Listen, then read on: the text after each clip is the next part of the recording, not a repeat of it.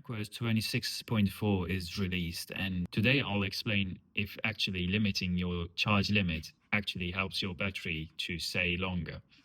So I bought this MacBook last year, and most of the times I use my Mac if I'm inside my home. I use it plugged in. As you can see, right now it's plugged in as well.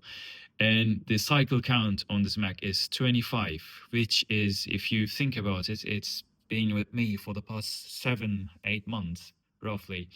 And the 25 cycle count is quite low because I used it most of the times plugged in, and the maximum capacity is 100%, which is normal at 25 cycle.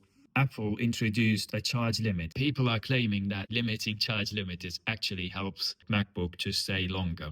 This person on Reddit is saying, someone asked that, is it better to keep MacBook Air plugged in or use charging limit? So this person is claiming that. In this video, I'm not just going to go through some Reddit comments, but this is just really helpful. So this person uses MacBook all the time plugged in like I did.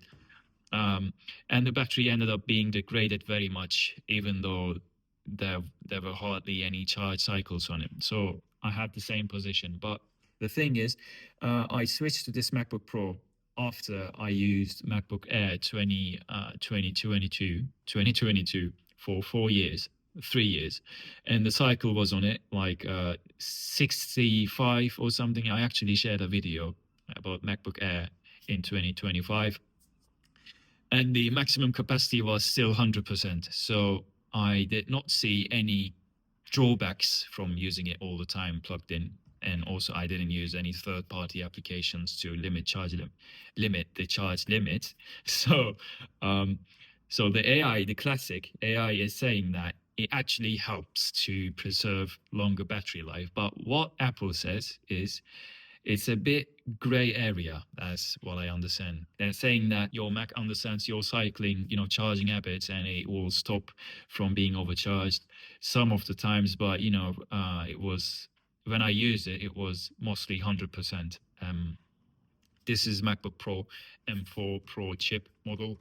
So I think this was the most recent model until last month, where they introduced M5 chip. So I don't think that this applies to the most of the computers, the laptops that they released, because I did not see.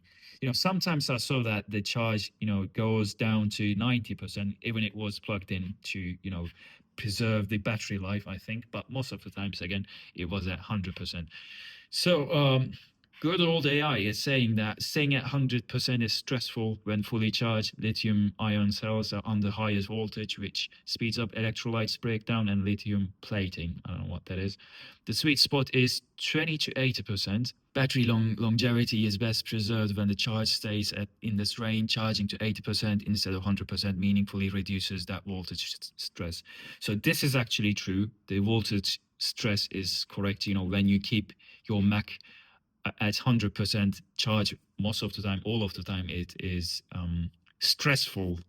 Your battery can become depressed because of the overcharge. So jokes aside, it will degrade the battery life if you keep it at 100% all of the time. But it is not that drastic difference if you keep at 80% instead of 100%, because the heat, actual heat, the environment heat, is bigger player on the battery health. If you're living in hot climate, if you're living in a hot country, and if your laptop, your Mac, is constantly exposed to the higher temperature, it is actually worse for your battery. So the bottom line, that AI says that leaving your Mac at 80% limit, if you're inside, if you're home, it's actually good for the battery. But the bigger player here is the heat. If you are living in a hot climate, you should find ways to lower the temperature of the laptop. The same thing goes for all the electronic devices which uses lithium-ion battery. Heat is really harmful for your battery life. On the MacBook comfort zone, that's what they call it, 35 degrees is classified as too hot, which is 35 degrees is really hot, and 10 degrees is okay. 10, 15 is okay room temperature, but above 30 degrees, 25, 30 degrees is a red line. So it will degrade your battery life way faster. There's a laptop fans where you can put under your MacBook to keep it cool while working on it, using it. So it's a better alternative. Also, limiting it to the 80% or 85 is okay. I think it helps on the long run. But again, it won't be a drastic difference. So the time it took to reach 99% is really long. You need to go through 100, 150 if you are living in a normal climate, not hot climate. And after 99%, it will be quite fast to, reach 85, 80% maximum capacity. And after 80%, you need to replace it for the best performance.